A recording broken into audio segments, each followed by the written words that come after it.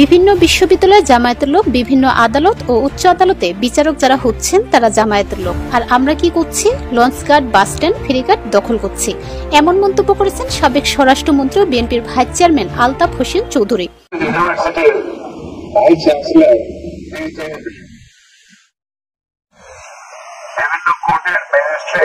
হাইকোর্টের জাস্টিস নতুন যারা যাচ্ছে সব জামাতের লোক।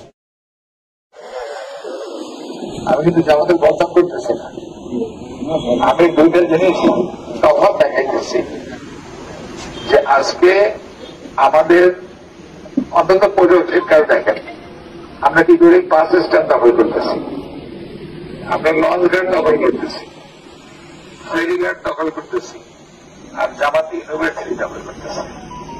তফাৎ দেখছেন? খালি নেতা হইলেই হবে না, নেতার কোয়ালিটি থাকতে হবে।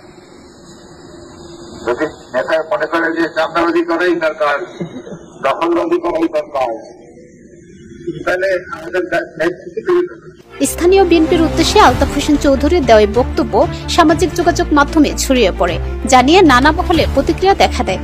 ডাকসু নির্বাচনে ছাত্রদল সমর্থিত প্রার্থীদের এই ভরাডুবির পর এই বক্তব্যটি ফেসবুকে অনেকেই শেয়ার করে মন্তব্য করেছেন, বিএনপিকে দেওয়া আলতাফ হোসেনের সতর্কতা কি আজ প্রমাণিত সত্য?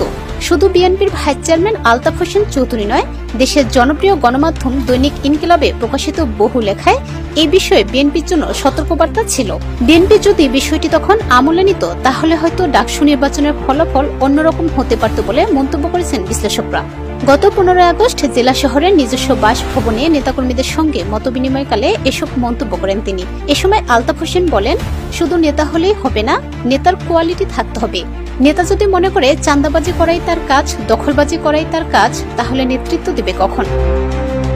এর আগে গত 12 আগস্ট দুমকি উপজেলায় আয়োজিত এক মতবিনিময় সভায় আলতাফ হোসেন বলেন, পটুয়াখালীতে এখন আর আওয়ামী লীগ নেই, চাঁদা দিয়ে সব বিএনপি হয়ে গেছে। তিনি বিএনপিকে সতর্ক করে আরো বলেন, 2024 সালের আগস্ট পরবর্তী সময়ে যারা পটুয়াখালীতে চাঁদাবাজি, দখলবাজি, লুটপাট করেছে তাদের নাম ঠিকানা ছবি সহ আমাদের ও গোয়েন্দা সংস্থার কাছে আছে। সময় মতো হাটে হাড়ি ভেঙে দিব, কেউ পালানোর পথও পাবে না।